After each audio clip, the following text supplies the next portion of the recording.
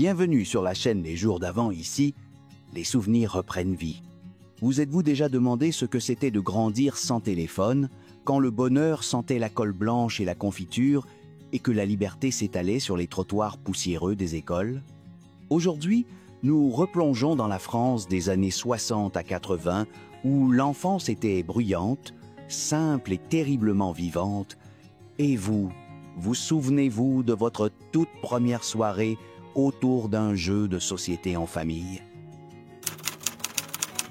Je viens de cette époque où le foulard scout n'était pas un accessoire de mode, mais une véritable histoire nouée autour du cou. Le dimanche sentait les branches fraîches, le tabac des pères et le savon Montsavonne. On se retrouvait à la lisière du bois, près de ce que l'on appelait simplement la base. Il n'y avait ni Wi-Fi, ni même l'électricité. Mais il y avait la vie. Dans le scoutisme, on était quelqu'un, assistant, éclaireur, chef de patrouille. On apprenait à faire des nœuds, à allumer un feu avec une seule allumette et surtout à faire partie de quelque chose de plus grand. On cousait fièrement nos insignes.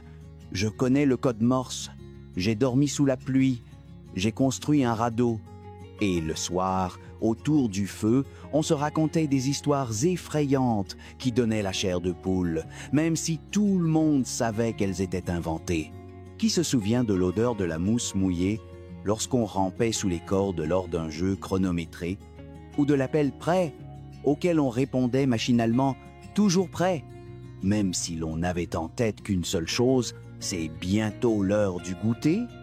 Le scoutisme nous apprenait à être courageux, même si on avait peur, et à partager, même quand on avait trouvé la seule barre chocolatée du groupe. Celui qui n'a jamais coupé un chocotoff, en oui, n'a pas connu la vraie justice version campement. Et vous, aviez-vous ce camarade toujours prêt à prendre la tâche la plus pénible, juste pour éviter de replier les tentes? La phrase « on part en colo » sonnait comme un gong de liberté. Voilà, l'été commençait vraiment. Maman préparait la valise avec soin. Des sous-vêtements pour chaque jour, des t-shirts marqués au feutre, un K-Way au cas où, et ce pull en laine qu'on ne mettait jamais. Et bien sûr, une lettre prête à être postée, écris-nous vite, au cas où on oublierait. Les colonies de vacances étaient un monde à part. On montait dans le car en chantant « Auchan ». Élysée, à tue-tête, le ventre un peu noué, et si les monos étaient trop stricts, puis tout commençait. Le réveil au sifflet, le drapeau devant le réfectoire, les randonnées, les visages bronzés et pleins de poussière. Chaque jour était une aventure. Qui a tenu sa première saucisse brûlée sur un bâton au-dessus du feu? Qui a écrit en cachette des mots doux à une fille de la tente d'à côté, transmis par un copain de table? Ces journées sentaient la crème solaire, la soupe en poudre et le plastique des nappes. On rivalisait pour éplucher une orange le plus vite, apprendre la balade des gens heureux ou sauter dans le lac sans crier. Mais il y avait aussi des silences. Quand tout le monde dormait et qu'on fixait les poutres du plafond, une boule dans la gorge, pensant à la maison. Et c'est là qu'on comprenait. La colo, ce n'était pas juste un camp. C'était une première vraie liberté, sans les parents, juste soi, juste le groupe. Et vous souvenez-vous de celui ou celle avec qui vous avez partagé votre premier lit superposé? L'été à la campagne, ce n'était pas juste un changement de décor. C'était un véritable rituel. On arrivait chez mamie début juillet et la première odeur gravée dans la mémoire, c'était celle du pain chaud de la boulangerie du coin et des meubles tiédis par le soleil dans une maison où les parquets craquaient comme s'ils parlaient. Le matin, c'était la radio. Pas la télé, la radio. Un vieux poste Radiola d'où s'échappait la voix de Jean-Philippe Baudin et les bulletins de France Inter. D'abord la météo, ensuite les nouvelles agricoles, puis notre journée pouvait vraiment commencer. Parfois, mamie écoutait « Chantons sous la douche » pendant qu'elle faisait cuire une compote d'abricots. On courait dans les prés avec des bâtons en guise d'épée, on croquait des cerises directement sur l'arbre en s'essuyant sur nos shorts, et on aidait papy au jardin en pensant faire un vrai métier. Et puis, il y avait le pastis.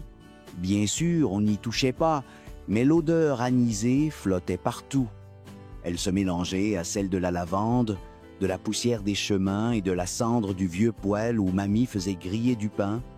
Le soir, sur la véranda, dans les fauteuils en rotin, mamie servait la compote dans des pots de confiture réutilisés, comme des fioles magiques, et on entendait au loin Joe Dassin à travers les volets d'un voisin.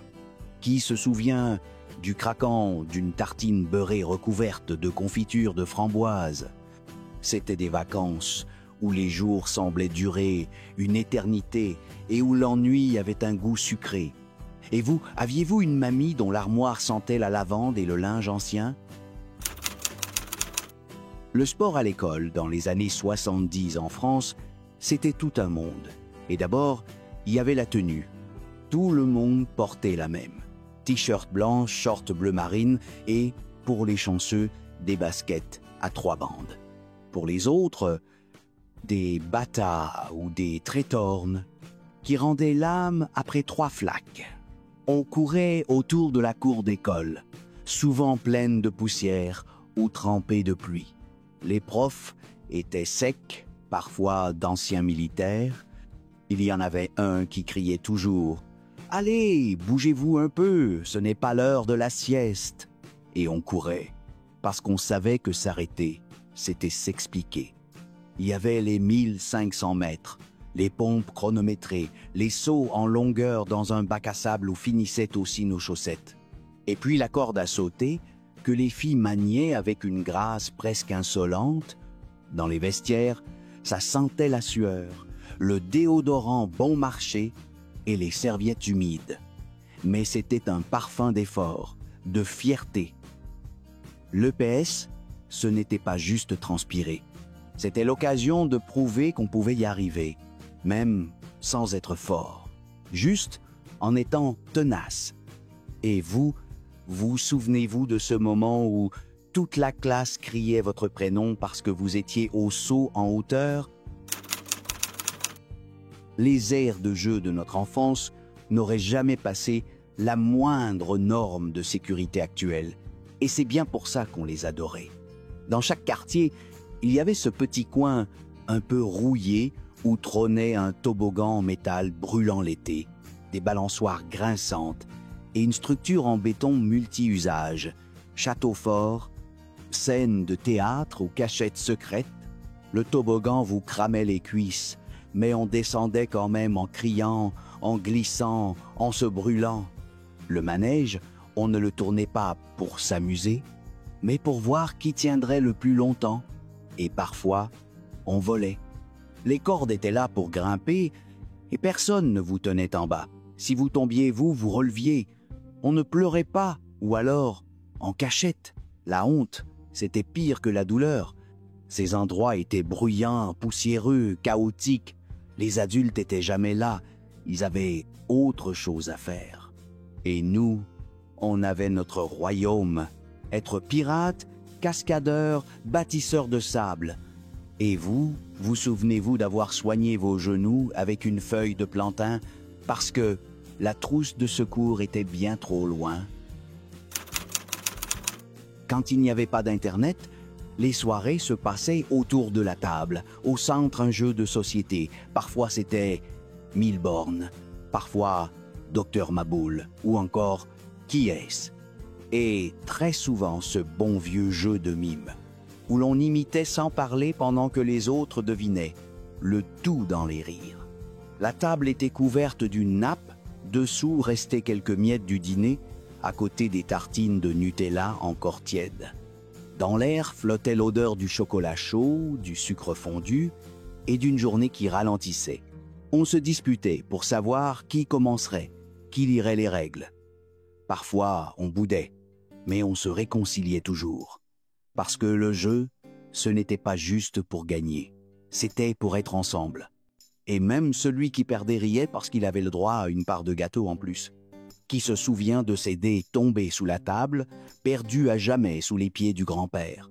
Et ce papa qui gagnait tout le temps sans forcer. Il faisait un clin d'œil à maman et elle souriait dans sa tasse. Ce n'était pas juste des jeux, c'était des rituels, des moments suspendus. Et vous, quel jeu ressortait chaque dimanche soir entre la vaisselle et le bain? Dans chaque ville, il y avait ce petit local, souvent près de la mairie ou de l'école, où l'on pouvait rester après les cours pour faire quelque chose de ses mains. Il y avait une odeur particulière, colle blanche, papier, poussière et crayon gras. Certains choisissaient la poterie, de grands bacs d'eau froide, tabliers trop grands, et le silence concentré des mains dans la terre. D'autres faisaient du théâtre, on lisait des scènes de Molière sur des tabourets bancals, avec des rideaux en velours délavé. Il y avait ceux qui dessinaient, au fusain ou à l'aquarelle, et ceux qui passaient des heures sur des circuits de modélisme. Dans un coin, une vieille plaque d'Isorel couverte de rails, des maisons miniatures, des voitures peintes au pinceau fin, et puis le Graal, voir sa création exposée dans la vitrine de la mairie. C'était comme une exposition au Louvre. Les parents s'arrêtaient, prenaient des photos. Papa disait « Ce bateau-là, c'est le tien ?» et on gonflait le torse. Qui se souvient de la colle Cléopâtre, celle qui sentait l'amande et qu'on voulait goûter? Vous en avez connu? Vous aussi? Des mercredis où tout était possible entre deux coups de ciseaux? Dans les années 70, un enfant qui possédait son propre fer à souder n'était pas un rêveur, c'était un apprenti ingénieur. On construisait tout, des avions, des voitures, des phares, parfois même des radios, souvent avec ce qu'on trouvait à la maison. Des boîtes à fromage, des bouchons, du fil de fer, du carton. Les boîtes Airfix, c'était le trésor ultime.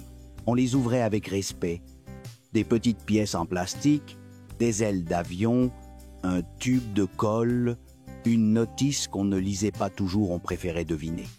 Le pinceau était trempé dans de la peinture Ombrol et on retenait son souffle pour ne pas faire baver les détails. Ceux qui avaient un coffret mécano étaient des stars. Des écrous, des engrenages, des plans à suivre. On passait des heures à assembler, à démonter, à recommencer. Et quand ça roulait, quand ça clignotait, on se sentait comme un petit génie. Qui se rappelle de l'odeur du plastique chaud? Du bout de la table qui noircissait sous la panne du fer, on bricolait entre deux devoirs, entre deux saisons. Et quelque part, dans ces bricolages, on apprenait déjà à être grand. La musique, dans notre enfance, n'était pas un choix, c'était un passage obligé. On commençait la journée scolaire par des chansons Frère Jacques, à la Clairefontaine, parfois avec plus de conviction que de justesse. L'instituteur, souvent muni d'un accordéon, donnait le ton d'un air sérieux. Même les plus endormis finissaient par chanter. Dans les écoles de musique municipale trônaient de vieux harmoniums. Leurs touches collantes sentaient la poussière, le bois ciré et l'effort patient. Certains jouaient de la flûte, d'autres de la mélodica. Mais les vrais courageux, c'étaient ceux qui osaient l'accordéon énorme, lourd, et qu'on traînait dans une housse trop grande jusqu'à la salle de classe. Les cours de solfège, c'était comme le catéchisme du son, des notes à reconnaître, des rythmes à battre, des dictées mélodiques sur de grands cahiers à porter. Madame Bernier, sévère et droite comme un métronome, répétait « La musique, c'est la rigueur », et personne ne contestait. Puis venaient les fêtes d'école. Chaque classe répétait pendant des semaines. Une scène de fortune, des guirlandes en papier crépon et le regard fier de maman dans le public. Même si on n'avait joué que de notes, c'était notre moment de gloire. Et vous, vous souvenez-vous de vos doigts tremblants avant votre premier concert et du goût sucré de l'éclair au chocolat offert pour fêter ça? Quand la maison était calme, quand les volets étaient clos, on ouvrait une bande dessinée. Spirou, Tintin, Lucky Luke, Boule et Bill, ce n'étaient pas juste des images. C'étaient des portails vers l'aventure. On s'allongeait par terre, lampe allumée, le menton sur les poings, et on partait. Les librairies étaient des temples. On y entrait avec les économies de la semaine, les yeux brillants devant les étagères pleines de couvertures colorées. On hésitait, un nouveau pif gadget avec sa surprise en plastique, ou une réédition d'Astérix déjà lue 10 fois, mais toujours aussi drôle. Certains gardaient leurs BD comme des trésors, sous plastique, bien rangés. D'autres les échangeaient à la récré. « Je te file mon Boule et Bill si tu me donnes ton Gaston Lagaffe. » On avait notre propre monnaie, notre propre réseau. Et puis il y avait ces soirs où, lampe de chevet allumée sous les draps, on lisait en cachette, avec la peur d'entendre les pas dans le couloir et le plaisir d'une page en plus volée au sommeil. Vous vous rappelez de la tristesse en tournant la dernière page, du silence après la dernière bulle, et ce désir de recommencer, encore? La cour de récréation, c'était notre royaume, le bitume, notre terrain. Tout ce qu'il fallait, 2 bouts de craie, 1 mètre d'élastique et 3 copains. On jouait à la marelle, on dessinait des cercles, on sautait sur un pied jusqu'à perdre l'équilibre. Chaque saut, chaque figure, chaque rire laissait sa trace. Le jeu de l'élastique, surtout entre filles, c'était tout un art. L'élastique tendu entre 2 chevilles, les mouvements précis, les comptines chantées à l'unisson. Rater, c'était sortir. Réussir, c'était devenir reine de la cour.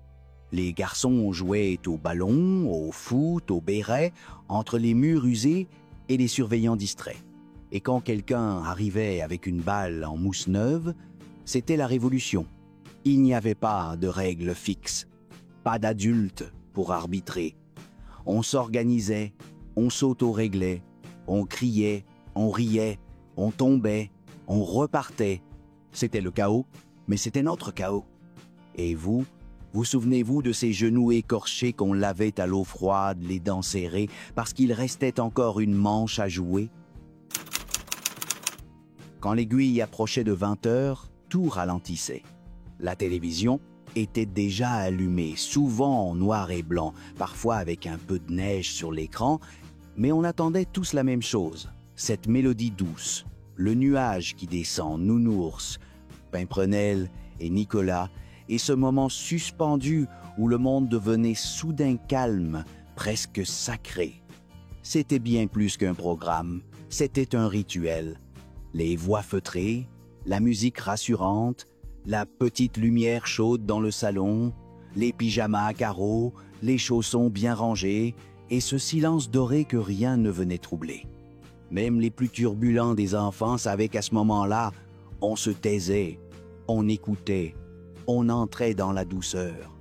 Maman apportait un verre de lait, parfois une tartine, papa s'installait discrètement dans son fauteuil, et dans cette pause, dans cette bulle, il y avait quelque chose de profondément rassurant.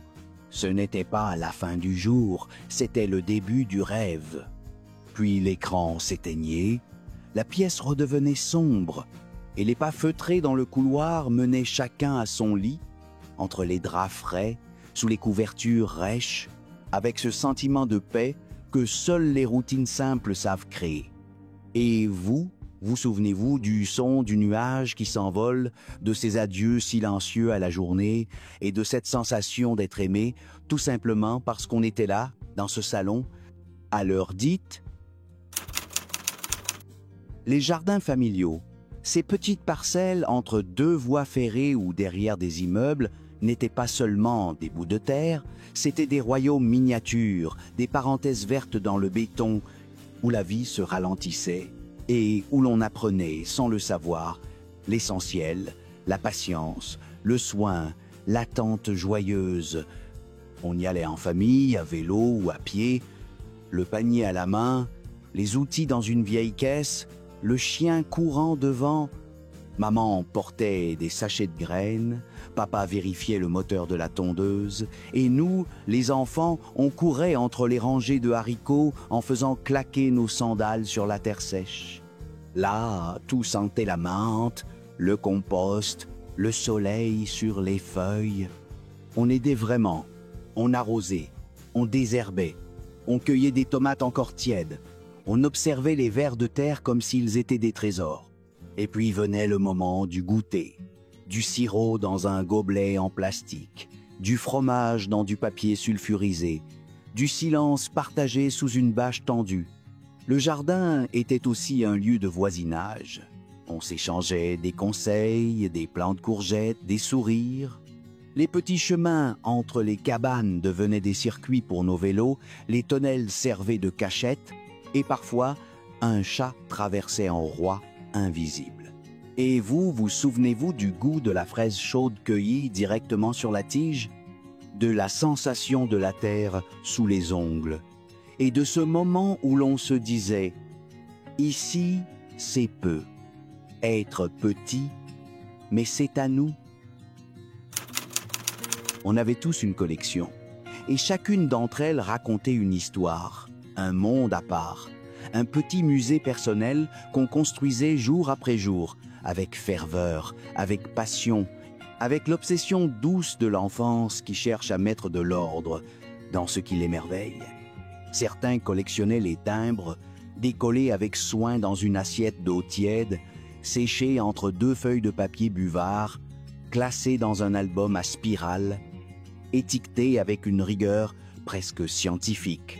D'autres empilaient les bouchons de limonade, orangina, badois, sirop multicolore qu'on alignait comme des soldats brillants sur une étagère.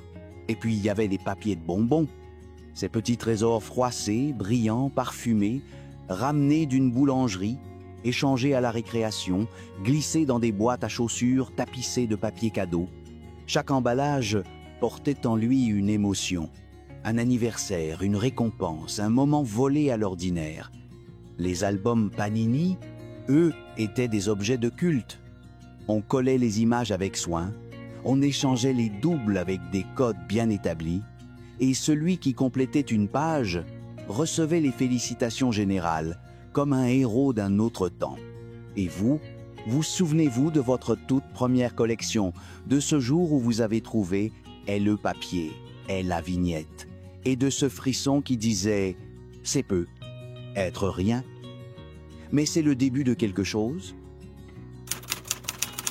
Dans chaque ville ou village, il y avait ce lieu un peu secret, souvent au sous-sol de la mairie ou d'un centre social, la salle des jeunes. Pas très grande, pas très moderne, mais infiniment précieuse. Là, entre murs peints en jaune passé et meubles en formica, se jouait une autre vie, celle où l'on apprenait à devenir un peu plus soi-même.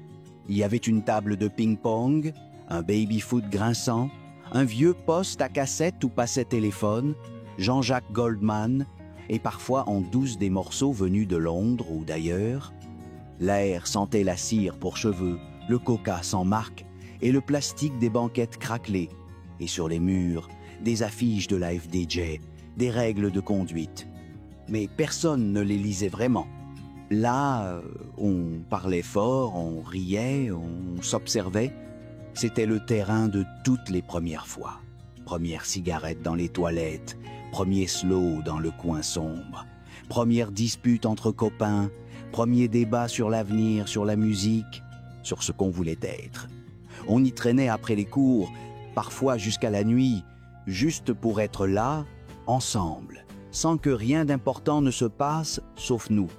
Et vous souvenez-vous de ce petit club un peu moche, mais tellement vivant, où, pour la première fois, on n'était plus un enfant, pas encore un adulte, mais déjà quelqu'un? Le mot « camping » suffisait à faire battre le cœur plus vite. Ce n'était pas juste des vacances, c'était un monde à part, un théâtre à ciel ouvert, avec ses rituels, ses odeurs, ses codes. On partait avec toute la maison dans le coffre. Tente, réchaud, table pliante, matelas qui perdait l'air.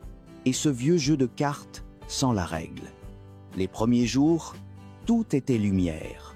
Le soleil sur les pins, les cris des enfants, les vélos qui filaient entre les allées numérotées. On découvrait les voisins, on cherchait l'endroit le plus plat pour dormir, on improvisait des repas qui sentaient la saucisse grillée et le sable. Et puis venait la pluie. Toujours. Une nappe de gris, des gouttes qui frappent le toit de toile, des flaques partout. Mais loin de gâcher, elle transformait le camping. On se réfugiait sous l'auve, on racontait des histoires, on faisait sécher les maillots sur la corde et on riait plus fort pour couvrir les éclairs. Mais le plus beau, c'était le soir, quand quelqu'un sortait une guitare, même mal accordée, et que tous reprenaient Santiano ou Aux Champs-Élysées, les pieds nus dans l'herbe mouillée, le cœur léger, les étoiles au-dessus. Et parfois, dans le silence après les chansons, naissait un baiser volé, une main tenue un peu plus longtemps. Et vous rappelez-vous ce camping-là? Pas celui des catalogues, mais celui de la vraie vie, où même la pluie avait le goût du bonheur. Quand le Thomson Tosset est apparu, on ne savait pas encore qu'on venait de mettre les pieds dans un autre monde. Un monde fait de lignes de commande, de cassettes interminables, de patience et de magie. Car ce petit rectangle gris, posé sur une table d'école, faisait plus rêver que n'importe quel dessin animé. On apprenait à taper « 10 prins bonjour, 20 goto 10 » et quand l'écran répétait sans fin notre message, on se sentait tout puissant.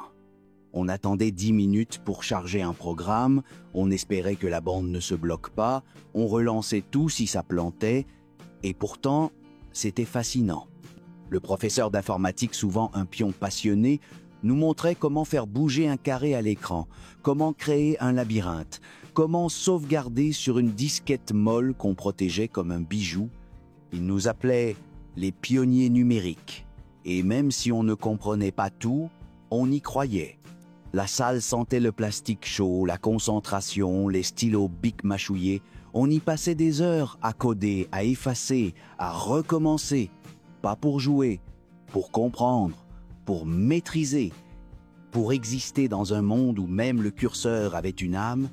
Et vous souvenez-vous du bruit des touches, de la joie pure quand un programme fonctionnait, et de ce frisson, et si l'avenir, c'était nous? Les fêtes scolaires, les défilés du 14 juillet, les carnavals improvisés, c'étaient des moments d'exception, des jours où l'école devenait théâtre, où les enfants devenaient acteurs, où chaque détail semblait important, solennel, presque sacré. On préparait les costumes pendant des semaines, des robes en crépon, des ailes en carton, des chapeaux cousus à la main. La maîtresse apportait des chutes de tissu, les parents donnaient de vieux draps, et nous, on bricolait, on peignait, on découpait, avec l'enthousiasme de ceux qui créent leur monde. Le jour venu, tout brillait. Les trottoirs étaient décorés, la fanfare locale jouait un air désaccordé mais joyeux, les mamans prenaient des photos avec des appareils à pellicule et les papas applaudaient même les mauvaises chorégraphies. On marchait droit, en ligne, un peu nerveux, très fier. Les banderoles tremblaient au vent, les confettis volaient et même si le ciel était gris, dans nos cœurs, c'était une lumière d'été. Et vous souvenez-vous de ce moment où tout le village vous regardait passer? Où l'on devenait grand juste en tenant une pancarte? Ou en récitant un poème? Le certificat d'études, c'était plus qu'un examen. C'était un passage, un basculement. On n'était plus un petit. On devenait quelqu'un.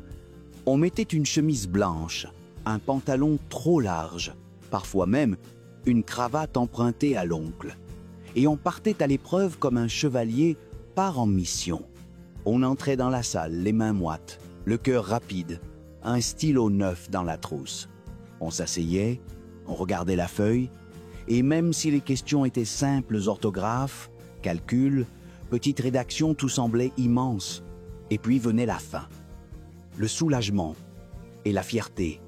On sortait dans la cour, on retrouvait les copains, on s'échangeait les réponses à voix basse, et on se promettait que, quoi qu'il arrive, on se souviendrait de ce jour. Le soir, à la maison, maman préparait un gâteau, papa ouvrait une limonade, et on recevait parfois un petit cadeau, un livre, une montre, quelque chose qui disait « Tu es sur le chemin ». Et vous, vous rappelez-vous de ce papier plié en 4 que vous avez tant de fois relu, ce certificat qui voulait dire « Tu as réussi ». Il n'y avait pas besoin de grand-chose pour créer. Un rouleau vide, une boîte à chaussures, quelques boutons dépareillés, un vieux lacet, et le monde s'ouvrait. On faisait des lanternes avec des pots de yaourt, des marionnettes avec des chaussettes, des maisons pour poupées avec des briques de lait. La colle Cléopâtre, celle qui sentait l'amande, coulait sur les doigts, les manches, les tables. On bricolait sans modèle, sans tutoriel, juste avec des idées, du cœur, de l'envie. Chaque création était une aventure, un pari, un émerveillement. À l'école, on exposait nos œuvres. Une chenille en carton, un robot en bouchon, un décor de théâtre en boîte à œufs. Et quand la maîtresse disait « C'est toi qui as fait ça ?» on souriait avec une fierté immense. Chez soi, il y avait toujours un coin bricolage, une caisse pleine de trésors inutiles, un tiroir à surprise, une étagère où tout pouvait servir. C'était notre atelier, notre refuge, notre monde à construire. Et vous, vous souvenez-vous de ce plaisir simple, créé avec rien mais tout imaginé? C'était doux de replonger avec vous dans ces souvenirs, où l'enfance avait le goût de confiture, de carton et de liberté. La France des années 60 à 80 vivait dans ces images, lente, tendre, pleine de bruit et de silence à la fois. Il nous reste tant d'histoires à partager. Et être que vous aussi vous en avez, laissez un commentaire. Et si ce voyage vous a touché, un petit like nous dira que vous en voulez d'autres.